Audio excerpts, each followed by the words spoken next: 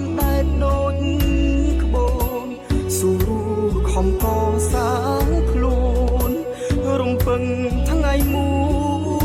យបានសុខផុតអត់ឃ្លានហើយវាសនានាំឲ្យជួបស្នេហាកម្មលោកីអត់មេត្តាតាមមកប្រហាឲ្យជួបទុកតាមមកបំបែយាយីមិនឲ្យយើងសុខមិនដឹង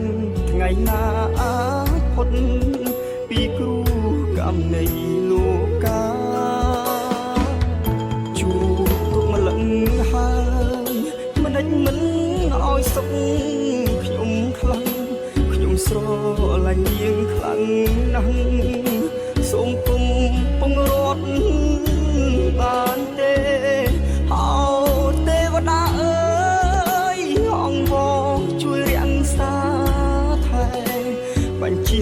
កម្មពីពោពេហើយគូខ្ញុំផុតទុកផងជីវិតកំសត់សូមឲ្យរួចផុតពីពេលនេះទៅមេឃដីជួយបង្ហាញផ្លូវឲ្យយើងឆ្លងទៅទី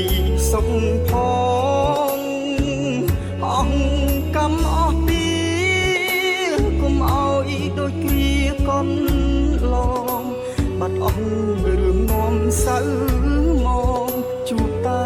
សុខរៀងទៅ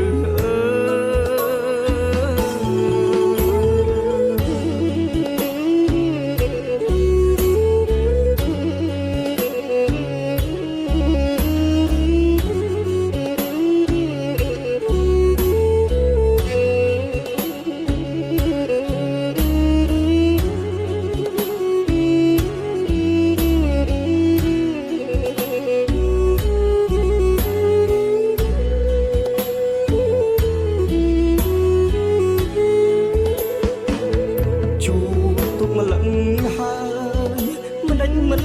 ឲ្យសុខខ្ញុំខ្លាំងខ្ញុំស្រឡាញ់នាងខ្លាំង